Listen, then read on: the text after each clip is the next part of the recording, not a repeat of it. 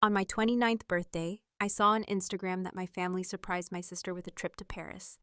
My dad commented, "She's the only one who makes us proud." I smiled, logged into the bank account, and clicked withdraw. The notification came through at 11:47 p.m., 13 minutes before my birthday ended.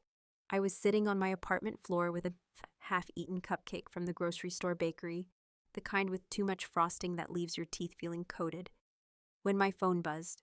Instagram. I almost didn't look. I'd been avoiding social media all day because something about turning 29 alone made me not want to see other people's highlight reels. But I looked, and there they were, my mother, my father, my sister Vanessa, standing in front of the Eiffel Tower with their arms around each other, all of them wearing matching scarves that I recognized from the family trip to that outlet mall 3 Christmases ago. The trip I'd paid for, the scarves I'd bought, the caption read, "Surprising our girl with the trip of her dreams. Paris with our favorite person. Hatched proud parents. Hatch she worked so hard. Hash family goals."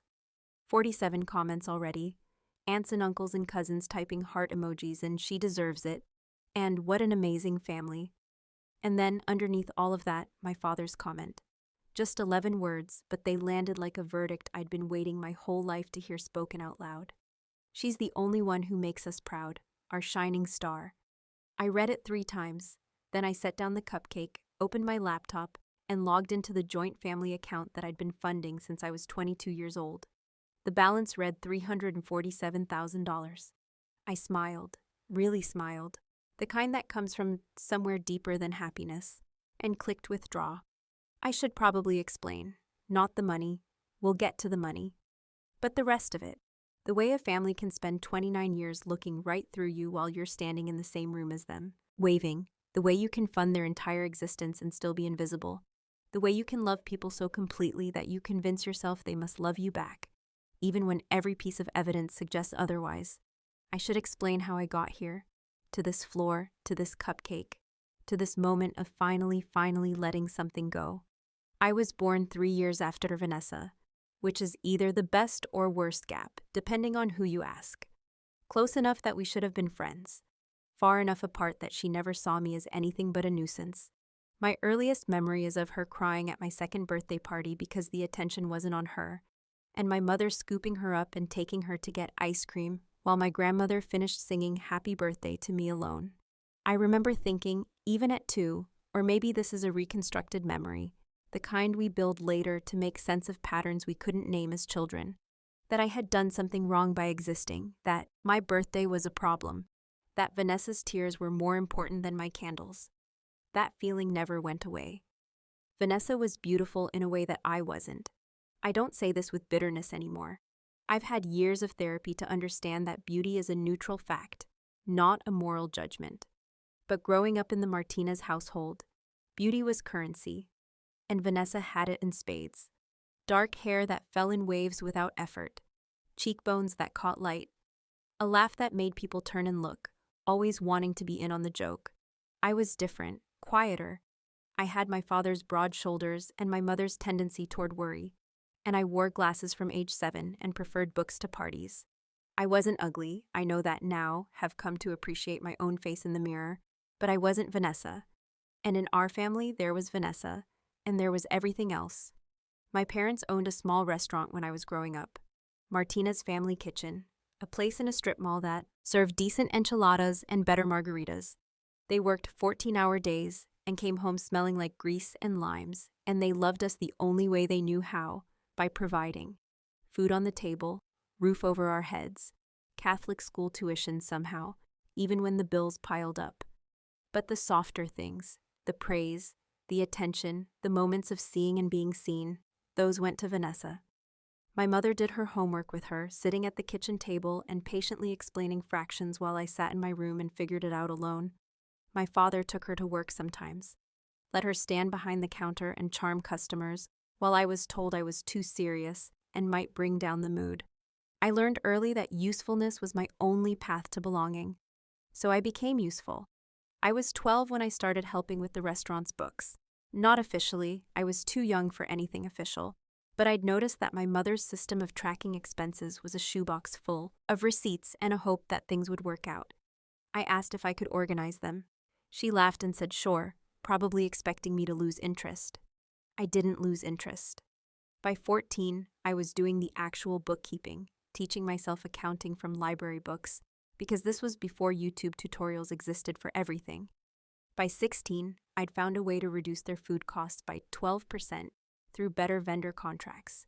By 18, I'd helped them avoid what would have been a devastating IRS audit because I'd caught the discrepancy before it became a problem.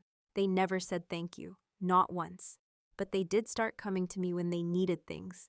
Money advice, tax questions, eventually actual money. And I gave it to them, freely, without hesitation. Because this was how I'd learned to be loved. Vanessa, meanwhile, coasted. She was 2 years ahead of me in school, which meant I watched her navigate high school like a visitor from a more glamorous planet. She dated the popular boys. She got invited to all the parties. She scraped by academically, C's and the occasional D, but no one seemed worried because Vanessa had other gifts. That's what my mother always said. Vanessa has other gifts. As if charm were a substitute for effort. I graduated valedictorian, full scholarship to state school for accounting, honors program, dean's list every semester. My parents came to my graduation and spent most of the ceremony talking about how Vanessa, who was working part-time at a boutique and talking vaguely about getting into fashion, would probably end up famous someday. She has the face for it, my mother said to my aunt, while I stood 3 feet away holding my diploma. You can just tell she's going to be someone. I was 22, newly graduated, newly hired at a mid-tier accounting firm, when my parents came to me with the first request. The restaurant is struggling, my father said. He was sitting at my tiny kitchen table in my tiny studio apartment, looking older than I remembered. When had his hair gotten so gray? We need to update the equipment. The fryers are shot. Health inspector said we need to replace them or shut down. How much? I asked. He named a figure that made my stomach drop. It was more than I had in savings, more than I could afford. But the way he looked at me, the way he saw me for once, as someone who could help, I couldn't say no. I'll figure it out, I said. I took out a loan, my first real debt, taken on for someone else's dream. I told myself it was fine. I told myself this was what families did.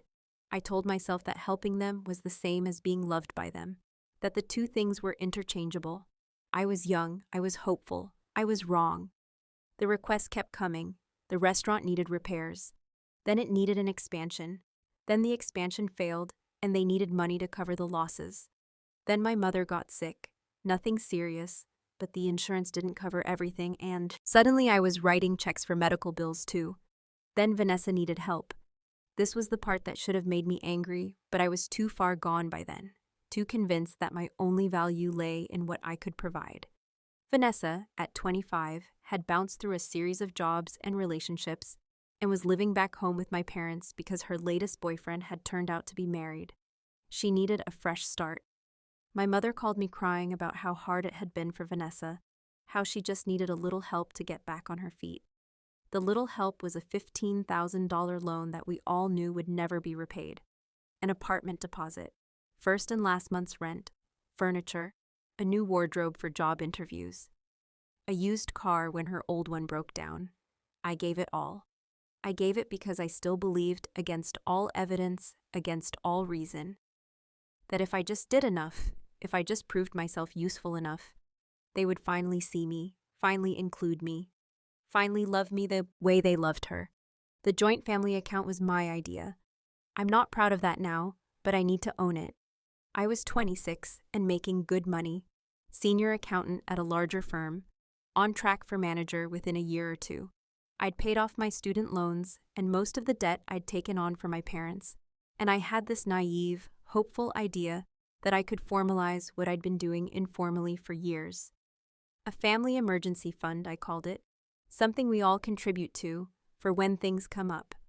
My parents loved the idea. Vanessa loved the idea. We'd all put money in, they agreed, and we'd use it collectively when someone needed help. You can probably guess how that went. In 3 years, I contributed $347,000 to that account. I know the exact number because I tracked every deposit, every transfer. It came from my salary, from bonuses, from the promotion I got and the raise that followed. I lived frugally, small apartment, used car, no vacations, so that I could keep funding this account, keep being useful, keep earning my place in the family. My parents contributed a total of $4,000 over those 3 years. Vanessa contributed nothing. The money went out almost as fast as I put it in. New roof for my parents' house. Vanessa's second apartment deposit when she got evicted from the first. Medical bills, car repairs, a business opportunity my father invested in that turned out to be a scam. Vanessa's credit card debt. My mother's girls' trip with her sisters. Vanessa's nose job, yes, really, which was framed as medically necessary due to a breathing issue she'd never mentioned before and never mentioned again. I funded all of it, every single time they asked. And they never, not once, asked about my life, my goals, my dreams, whether I was happy or lonely or struggling or thriving. I was a bank account with a heartbeat, and I was too desperate for their approval to notice. The trip to Paris was supposed to be for all of us. I'd mentioned it, casually, maybe a year ago. We were at my parents' house for Sunday dinner, one of the rare occasions I was invited, usually when they needed me to sign something or explain something financial, and I'd said wistfully that I'd always wanted to see Paris. We should go together, I said, as a family, my treat. My mother had made a non-committal sound. My father had grunted. Vanessa had laughed and said, "You'd probably just want to look at spreadsheets the whole time." I'd let it drop, like I let everything drop, because pushing back meant conflict, and conflict meant being even more invisible. But I'd thought, God, I'd hoped, that maybe they'd remembered, that maybe for my 30th birthday next year, they might surprise me, that maybe all those years of giving and giving and giving had earned me something. Instead, they'd taken my dream and given it to her, without me, on my birthday. I sat on my apartment floor for a long time after I initiated the withdrawal. The bank's website showed the transfer as pending, $347,000, moved from the joint family account to my personal account. Every dollar I'd ever contributed returned to me in a single click. I didn't touch their $4,000. I'm not a thief. I only took what was mine. But as I sat there, watching that pending notification, I felt something I hadn't expected. Not triumph, not satisfaction, but grief. Deep, heavy grief for the family I'd wanted and never had. For the sister who'd never been my friend. For the parents who'd never seen me, not really, not the way I'd needed to be seen. I'd spent 29 years trying to earn my place at a table that was never set for me. And now, finally, I was walking away. The first phone call came at 7:23 a.m. the next morning. I was still in bed, having barely slept, when my phone lit up with my mother's picture. I watched it ring through to voicemail. She called again immediately, then my father called. Then Vanessa, then my mother again. I turned off my phone. Voicemails, when I finally listened to them hours later, were exactly what I expected. Confusion at first, "Mija, there's something wrong with the bank, can you check on it?" Escalating to panic. "The account is empty, someone must have hacked it, we need you to fix this." And then, finally, to accusation. "Rebecca," my mother's voice on the 6th voicemail, cold and sharp. "What did you do? You need to call us back right now. This is family money, you can't just take family money." I laughed out loud when I heard that. Family money. As if any of them had contributed more than pocket change. As if that account wasn't just a formalized version of what I'd been doing since I was 12 years old. I didn't call them back. They showed up at my apartment the next evening. All 3 of them, still in their travel clothes, looking like they'd come straight from the airport. My father's face was red with anger. My mother looked like she'd been crying. Vanessa just looked annoyed, like this whole situation was a massive inconvenience to her Paris trip recovery. I opened the door but didn't invite them in. "We need to talk," my father said. "Okay," I said, "talk." He seemed thrown by that. I think he expected me to step aside, to welcome them in, to immediately start apologizing and explaining. That's what I'd always done before, accommodated, smoothed over, made myself small so they could be big. Not this time. "You took the money," my mother said. "All of it. Rebecca, how could you?" "I took my money," I corrected. "The money I contributed. I left everything you put in." "That's not," that Vanessa started, but I held up a hand. "No, you don't get to speak." I was surprised by how steady my voice was. You've been speaking my whole life, and I've been listening. It's my turn now. They stared at me like they'd never seen me before. And maybe they hadn't. Maybe they'd only ever seen the version of me that made their lives easier. I put $347,000 into that account over 3 years, I said. I paid for your roof, your cars, your medical bills, your nose job, Vanessa. Don't even try to pretend that was necessary. I paid for everything. And you know what I never got? A thank you, an acknowledgement, an invitation to join you in Paris. On my birthday, by the way, for a trip that was my idea in the first place. Rebecca, that's not fair, my mother said. Vanessa worked so hard this year. Doing what? I asked. What exactly did Vanessa work hard at? Because I looked at her Instagram too, Mom. I saw the brunch posts, the shopping hauls, the self-care days. Meanwhile, I've been working 60-hour weeks to fund your lifestyle, and I wasn't even invited to dinner on my birthday. We were planning the trip, Vanessa said, rolling her eyes. We couldn't exactly include you without ruining the surprise. The surprise for you, I said. The trip to Paris was supposed to be for me originally. I mentioned it a year ago, remember? Or were you not listening? Vanessa looked away. She remembered. I could tell by the slight flush on her cheeks. Rebecca. My father stepped forward, trying his authoritative voice, the voice he used when he wanted me to fall in line. You need to put that money back. This is not how we raised you. You didn't raise me, I said quietly. You raised Vanessa. You just tolerated me, used me, but you didn't raise me. I raised myself. That's ridiculous, my mother said. We gave you everything. You gave me nothing. The words came out harder than I intended, but I didn't take them back. I have sat in this family for 29 years, and I can count on one hand the number of times you made me feel like I mattered. Every achievement I had was ignored or overshadowed. Every sacrifice I made was expected and unacknowledged. You took and took and took, and I gave and gave and gave, and it was never enough. I was never enough. My mother's eyes welled with tears, and for a moment, just a moment, I felt the old pull, the instinct to comfort her, to apologize, to make it better, but I stayed where I was. Dad commented on your Instagram post, I said to Vanessa, but I was really saying it to all of them. She's the only one who makes us proud. 11 words. That's what 29 years of being your daughter got me. 11 words confirming what I always suspected. That's not what he meant, my mother started. Then what did he mean? I turned to my father. Explain it to me, Dad. In what context is telling the whole world that Vanessa is the only child who makes you proud not exactly what it sounds like? He had no answer. He just stood there, jaw tight, not meeting my eyes. I'm done, I said. I'm done being your emergency fund. I'm done being your invisible daughter. I'm done trying to earn love that was never available to me in the first place. So you're stealing from us? Vanessa demanded. That's your solution? I'm taking back what's mine, every penny, check the deposit. Records if you don't believe me. I documented everything. Accountant, remember? The one skill you all found useful. We're family, my mother said, and her voice cracked on the word. Family is supposed to support each other.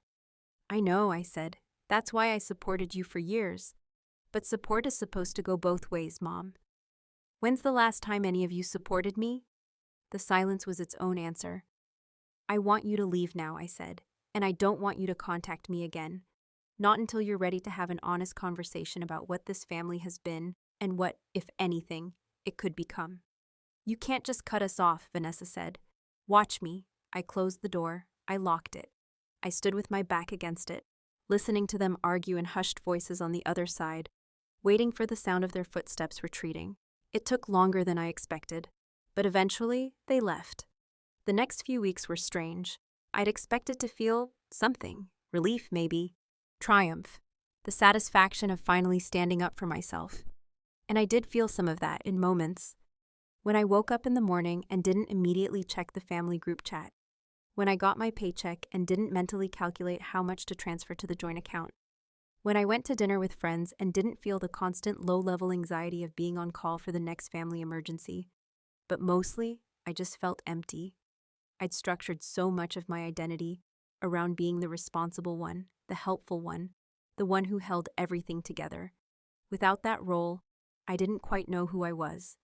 I'd been so busy earning love that I'd never learned how to just exist. Be a person, have wants and needs that weren't in service of someone else. I started therapy, not for the first time. I'd done stints over the years, trying to work through the family stuff. But this time felt different, more urgent. I told my therapist, Diane, about the Paris Post and the money and the confrontation at my door, and she listened without judgment and then asked me a question I wasn't expecting. What do you want, Rebecca? Not what you think you should want. Not what would make your family happy. What do you actually want for your life? I didn't have an answer. The messages kept coming, even though I'd asked them to stop. My mother texted daily at first, ranging from guilt trips, I didn't sleep at all, I'm so worried about you, to accusations, I don't know where we went wrong with you, to attempts at normalcy, Vanessa's trying a new hair color, wanna see? I didn't respond to any of them. My father called once a week, leaving gruff voicemails about how I was tearing the family apart and how I needed to think about what I was doing, as if I hadn't been thinking about nothing else for years. Vanessa's approach was more strategic. She sent a long email, 3 weeks after the confrontation, that read like a corporate apology letter. I'm sorry you felt overlooked. I'm sorry if my success made you uncomfortable. I hope we can move past this and be sisters again. Not a single acknowledgement of anything specific. Not a single actual apology for actual behavior. Just vague regret that I had feelings about things. I didn't respond to that either. At work, no one noticed anything different about me. I'd always been private about my personal life, always kept the family stuff separate from the professional stuff. My colleagues knew I had a sister and parents who owned a restaurant, and that was about it. They didn't know about the money or the imbalance or the years of quiet erasure. But I noticed something different in myself. I'd always been a diligent worker, but my diligence had been tinged with desperation. I needed to succeed because success meant money, and money meant I could be useful to my family. Remove that equation, and suddenly I was just working. Doing my job because it was my job, not because it was the only path to conditional love. It was freeing in a way, and also terrifying. I got a promotion about 2 months after the Paris incident, manager level finally, with a team of 3 reporting to me. My boss told me I'd earned it years ago and he was glad to finally make it official. I went home that night and cried. Not from happiness, or not only from happiness, but from the weight of realizing that I'd achieved something significant and had no one to tell. No family group chat to share the news with. No parents to call. Just me, in my apartment, with my promotion and my silence. The first thaw came from an unexpected direction. My Aunt Rosa, my mother's sister. She called me one evening about 3 months after everything fell apart. I almost didn't answer. I'd been avoiding most family calls. But something made me pick up. Before you hang up, she said quickly, I'm not calling on behalf of your mother. I'm calling because I saw what happened, and I think someone in this family needs to tell you truth. I paused. What truth? The truth about how things have been, she said. The truth that everyone else seems determined to ignore. She came over that weekend. We sat on my couch with tea, and she told me stories I'd never heard. About how, when I was born, my mother had been disappointed that I wasn't another girl like Vanessa. Same dark hair, same easy beauty. About how my father had wanted a son and got another daughter and never quite forgave the universe for it. About how they'd compared us constantly from the beginning, and how Vanessa had learned early that being the favorite meant everything. I tried to say something when you were younger, Rosa said, about how they treated you differently. Your mother didn't speak to me for a year. Why are you telling me this now? She looked at me with something like sorrow. Because you finally did what I never had the courage to do. You stood up for yourself. And I wanted you to know that someone in this family sees you, has always seen you. I didn't cry. I thought I would, but I didn't. I just felt a kind of validation settling into my bones, filling spaces I hadn't known were empty. What you did with the money, Rosa said carefully. Was that really yours? Your mother keeps saying you stole from them. I pulled up the bank records on my phone, showed her the contribution history. $347,000 from me, $4,000 from them. She stared at the numbers for a long moment. Dios mío, she whispered. I had no idea it was that much. No one did, I said, because no one asked. No one wanted to know, they just wanted the money to keep coming. Rosa shook her head slowly. I'm so sorry, mija. You deserved better. Yeah, I said. I did. The question of what I wanted kept haunting me. In therapy, Diane and I worked through layers of enmeshment and codependency and all the clinical terms for what my family had done to me, what I'd let them do in some ways by never pushing back. But underneath all the analysis was that simple, terrifying question. Now that I wasn't living for them, what was I living for? I didn't have an answer, but I started looking for one. I took a cooking class, something I'd always wanted to do but never had time for. I was terrible at it. Burned the garlic, oversalted the pasta, nearly cried when my soufflé collapsed. But I kept going back. There was something freeing about being bad at something without any stakes. No family expectations, no need to prove myself. Just me, learning, failing, trying again. I started running in the mornings, not for any particular goal, just to move, to feel my body working for its own sake rather than for someone else's benefit. I discovered that I liked being outside at dawn, when the world was quiet and the air was cool and no one needed anything from me.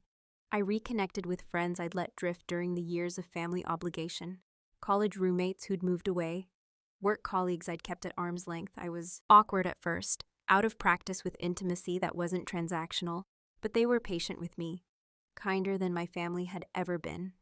And slowly, tentatively, I started to figure out what I wanted. I wanted to travel, not just Paris, though Paris was still on the list, but everywhere. All the places I'd saved pictures of on my phone, but never visited because the money was always going somewhere else. Iceland and Japan and New Zealand and Portugal. Places where I could be anonymous, unknown, free from the weight of being Rebecca Martinez, the responsible one, the useful one, the invisible one. I started a savings account just for travel, the first one I'd ever had that was truly for myself. I wanted meaningful work, not just a job that paid well, though the money mattered, but work that made me feel like I was contributing something, building something, being part of something larger than myself. I started looking into nonprofit accounting, ways to use my skills for organizations I actually believed in. I wanted connection, real connection, not the performative family dinners and obligation-laden phone calls I'd grown up with. Friends who saw me clearly and liked what they saw. Maybe eventually, a partner who loved me without conditions, without needing me to earn it. I wanted peace, the kind of quiet that comes from not waiting for the other shoe to drop, the kind of rest that comes from knowing you're enough, just as you are, without having to prove it over and over again.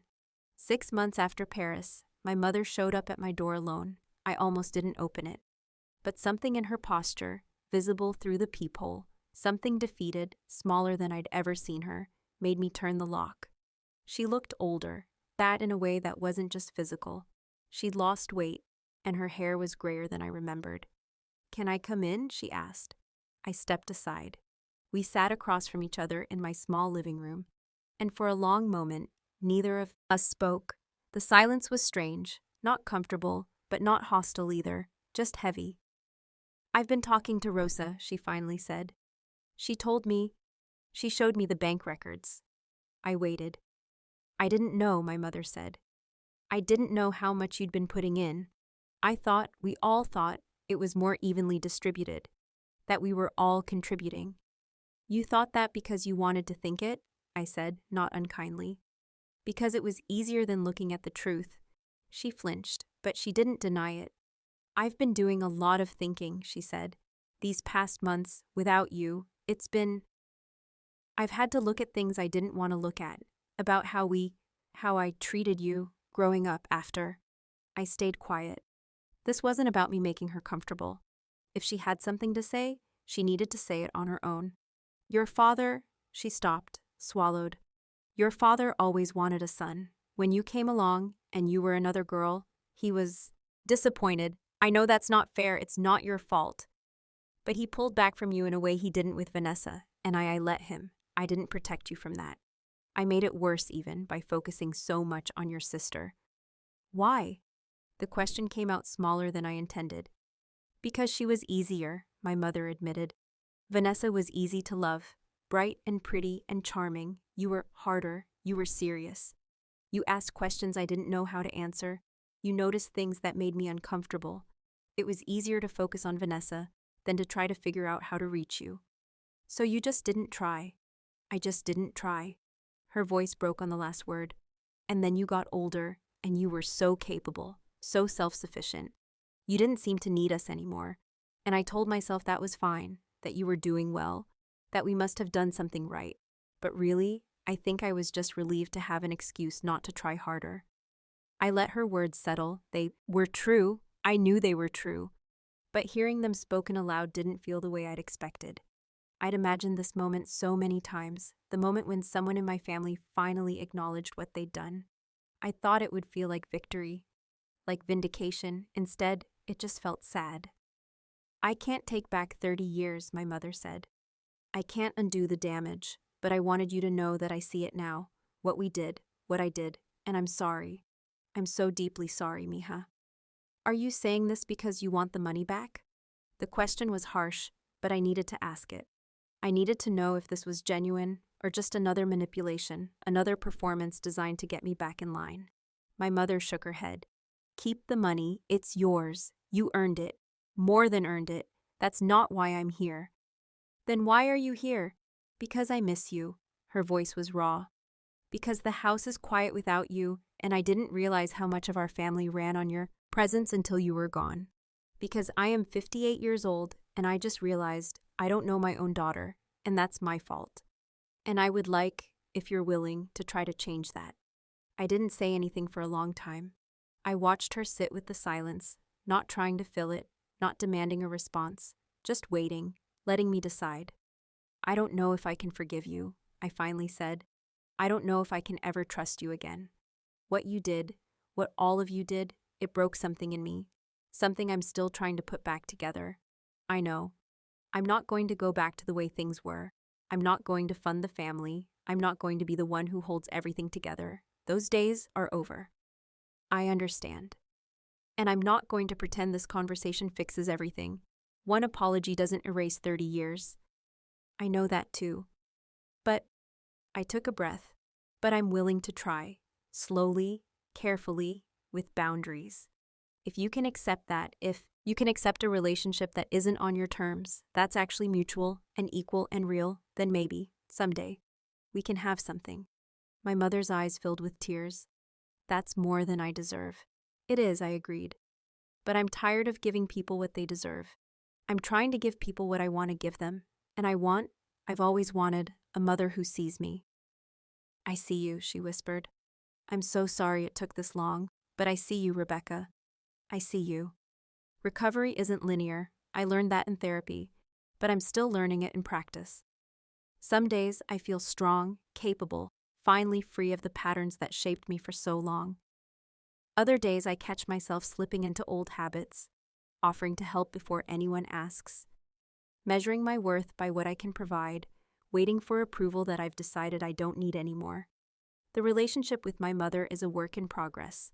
We have coffee once a month in public on neutral ground. We talk about small things at first, her garden, my cooking class, the weather, and occasionally, carefully, we venture into deeper territory. She tells me about her childhood, the ways her own mother favored her brothers. I tell her about my loneliness, the years of feeling like a ghost in my own family. We're building something new, brick by brick, on the ruins of what came before. My father hasn't apologized. I don't know if he ever will. We've exchanged a few stilted texts. Hope you're well, happy holidays, but nothing substantive. Diane says I need to accept that I may never get what I need from him, and that my healing can't depend on his growth. I'm working on believing that. Vanessa is harder. She hasn't reached out. Not since that performative email. From what my mother tells me, carefully, never pushing, Vanessa was angry about the money for a long time. She felt entitled to it, apparently. Thought it was unfair that I got to take it all back when she'd been counting on it for her future. Her future. My money. The math of our relationship reduced to its simplest terms. I don't know if Vanessa and I will ever have a relationship. I don't know if I want one. Some doors, once closed, might need to stay closed. Some people might never be safe to let back in. I'm learning to be okay with that. I went to Paris, alone, on my 30th birthday. I booked a small hotel in the Marais, walked along the Seine at sunset, ate croissants that flaked onto my shirt and didn't care. I stood in front of the Eiffel Tower, the same spot where my family had stood without me, and I didn't feel sad. I just felt present, here, alive. I took a picture, just of the tower, not of me with the tower, because there was no one to take it and I didn't feel like asking a stranger. I looked at it for a long time, this image I'd carried in my mind for years, and then I put my phone away and just looked with my eyes. The tower was beautiful, the city was beautiful, and I was there, finally, not as someone's daughter or sister or emergency fund, but as myself, Rebecca, a woman who was learning, slowly, how to want things for her own sake. When I got back from Paris, there was a card in my mailbox from Rosa. "Proud of you," it said, just that. No explanation needed. I put it on my refrigerator where I could see it every day, a small reminder that being seen was possible, that love without conditions existed in the world, that I deserved it. I'm 31 now. My life looks different than I thought it would. I'm still single, still figuring out what I want in a partner, still a little afraid of intimacy that doesn't come with a price tag. I changed jobs, nonprofit accounting, like I dreamed, and I make less money but feel more alive. I'm planning a trip to Iceland for next summer, and Japan the year after that. I still talk to Diane once a week. We've moved past the crisis mode and into something gentler, an ongoing exploration of who I am and who I want to become. I don't have all the answers yet. I might never have all the answers, but I'm okay with the questions. My mother and I had lunch last week. A real lunch, not coffee in public, but a meal at her house, just the two of us. She made my favorite childhood dish, chile verde, the one I used to request for my birthday before I stopped requesting things. And we sat at the kitchen table where I'd done my own homework alone all those years ago. "I'm proud of you," she said, out of nowhere. I stopped with my fork halfway to my mouth. "What?" "I just wanted to say it. I don't think I said it enough when you were growing up. I don't think I said it at all, so I want to say it now. I'm proud of you, Rebecca, for who you are, not what you do for us, just for who you are." I set down my fork. I looked at my mother, this woman who had failed me in so many ways, who was trying now, imperfectly, belatedly, but genuinely, to do better. "Thank you," I said. "That means a lot." It did. It wasn't everything. It couldn't fix everything, but it was something. I think about that Instagram post sometimes. My family in Paris, matching scarves, caption about their favorite person. I used to look at that image and feel rage, betrayal, the culmination of every hurt they'd ever inflicted. Now I look at it and feel perspective. That picture captured who they were at that moment. A family that had learned to take me for granted, that had centered one daughter and erased the other, that had mistaken my usefulness for my value. But it also captured the moment everything changed.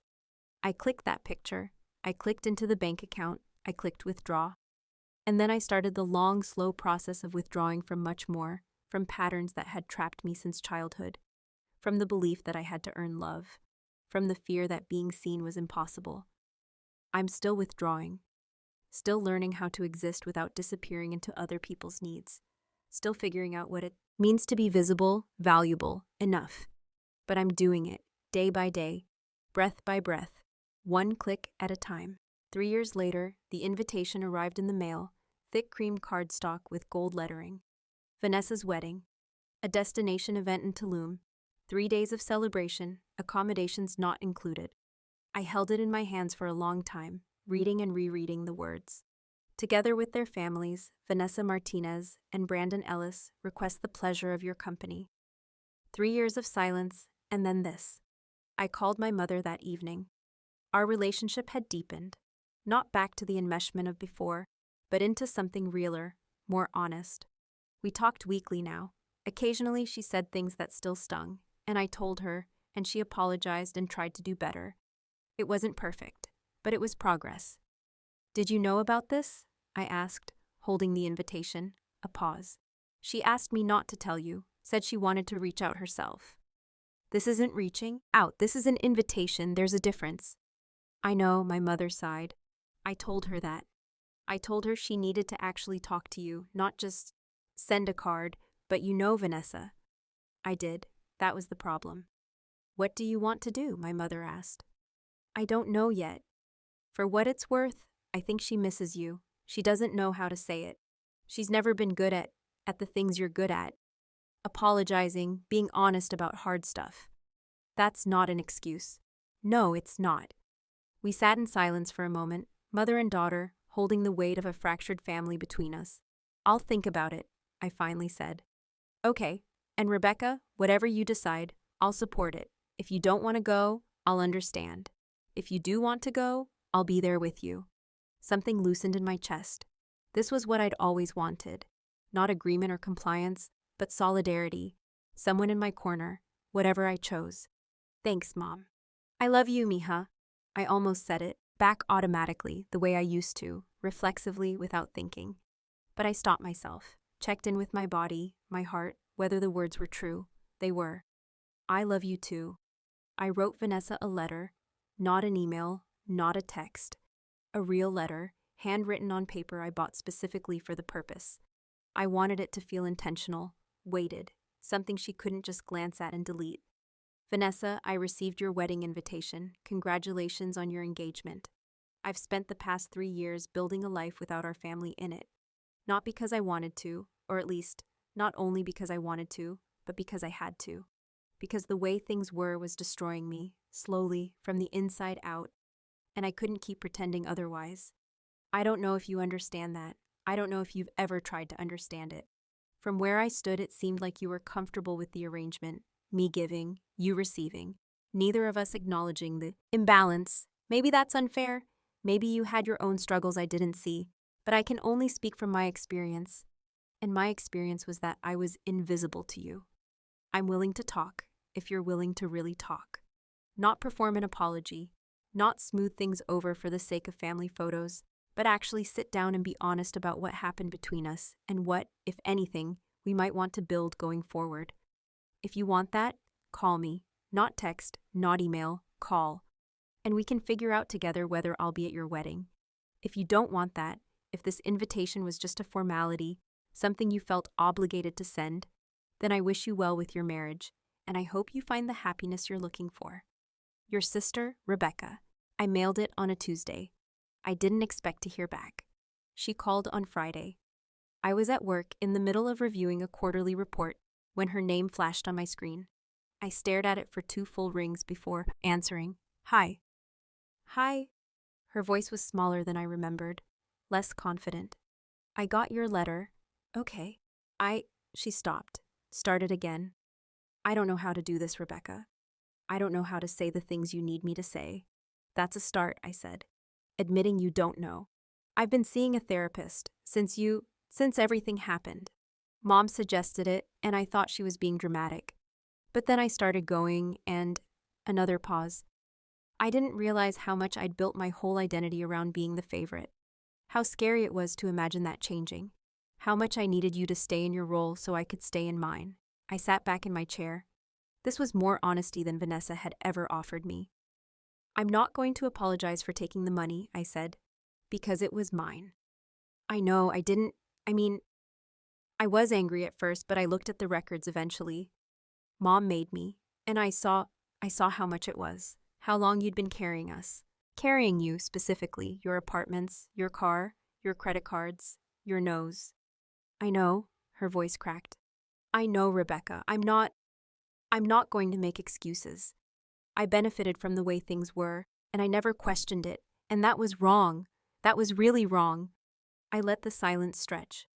I want you at my wedding, Vanessa finally said. Not because of optics or what people will think.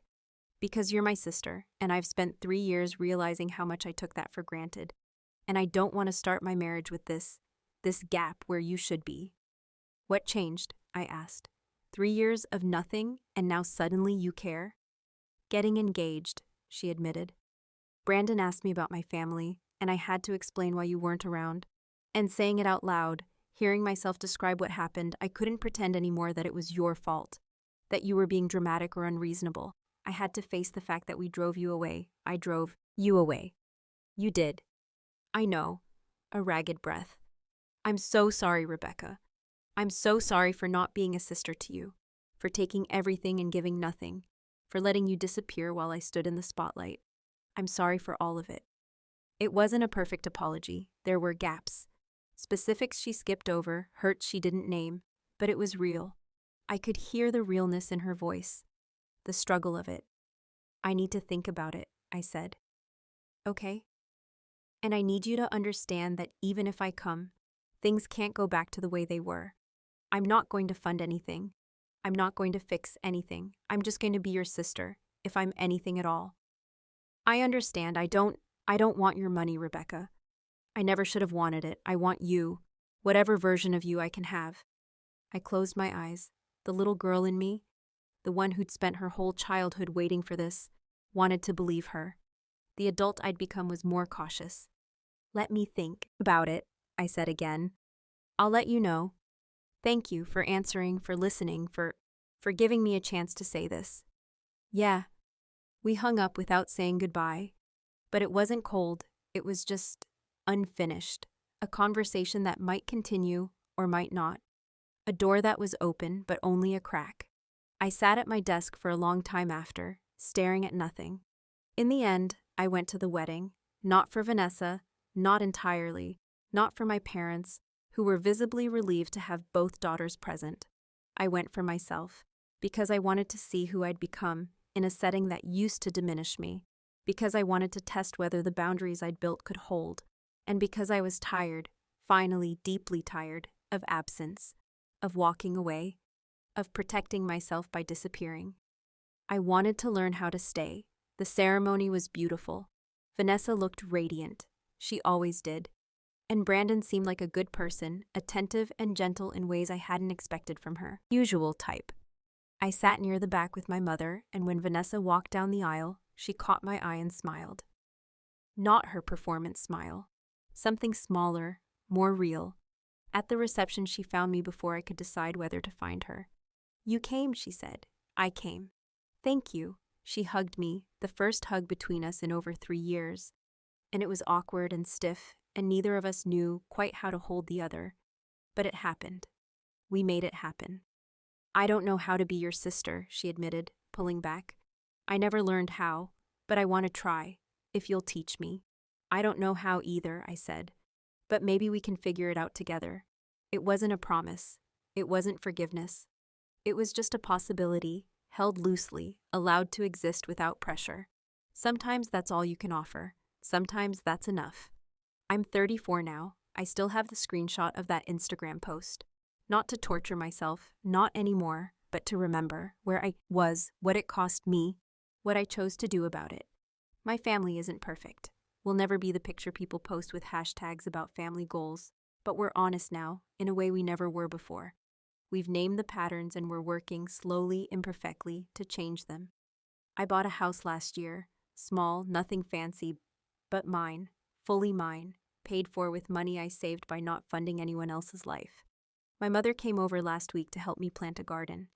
We worked in silence mostly, digging in the dirt, sweating under the afternoon sun, but at one point she looked at me, really looked, and said, "You know what I'm most proud of?" "What?" "That you didn't let us break you, that you found a way to stay soft even when we gave you every reason to harden. That's not easy. That's not nothing." I didn't know what to say. So I just kept planting. There's a photo on my refrigerator now, not the Paris one, a different one. Me and my mother and Vanessa at the wedding. Reception, arms around each other, all of us smiling. It's not a perfect photo. My eyes are a little closed. Vanessa's veil is crooked. My mother is looking slightly off camera. But it's real. It's us. Imperfect. Complicated. Trying. Next to it is Rose's card. Proud of you. And next to that, a new one I wrote to myself. Just 3 words, in my own handwriting. The same handwriting that once wrote check after check to people who didn't see me. You are enough. I look at it every morning when I make my coffee.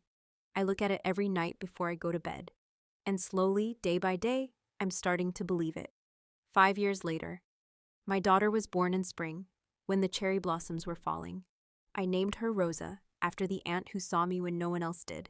My mother cried when I told her. Good tears, the kind that come from being moved by something tender. Rosa is 3 months old now, tiny and perfect, with my father's eyebrows and my mother's hands, and a laugh that sounds like nothing I've ever heard before. When I hold her, I think about all the ways I want to be different. all the ways I want her to never doubt that she's enough. Vanessa came to the hospital the day she was born. She brought flowers, tulips, my favorite, which she knows now because she asked, and she held her niece with such care that I almost didn't recognize her. "She's beautiful," Vanessa said. "You're going to be such a good mom." "You think?" "I know, you were always the one who paid attention, who noticed things, who tried to take care of everyone." She looked up at me, eyes wet. "Now you get to take care of someone who will actually appreciate it." I laughed. We laughed together. My daughter slept through it, unaware of the complicated history surrounding her, the wreckage we'd built something new on top of. I think about my birthday sometimes. The 29th one, the cupcake, the notification, the 11 words that changed everything. I used to think that moment was an ending. The death of my family, the death of my hope, the death of the version of me who believed that love could be earned through labor. Now I think it was a beginning. Not a happy one, not at first, but a necessary one. The beginning of truth. The beginning of boundaries. The beginning of learning what I actually wanted instead of what I thought I should want. The beginning of becoming someone who could hold a daughter without worrying about dropping her, who could receive love without calculating its cost. Rosa is stirring now, in the next room. I can hear her small sounds through the baby monitor, the rustlings that mean she'll be awake soon, wanting milk, wanting comfort, wanting me. I'll go to her. I'll pick her up and hold her close and whisper that she's loved. She's enough. She never has to earn anything from me. And then later, when she's sleeping again, I'll write in the journal I've kept since that night. Not about pain anymore. Not about family dysfunction or bank accounts or Instagram posts. Just about this. This life, this love, this ordinary, extraordinary moment of being someone's mother, someone's daughter, someone's sister, imperfectly, but genuinely, present, here, mine. That night, 6 years ago, I smiled and clicked withdraw. I didn't know it then, but I was withdrawing from more than an account. I was withdrawing from a version of myself who was willing to be invisible. And in her place, slowly, painfully, beautifully, someone new emerged. Someone who could finally be seen.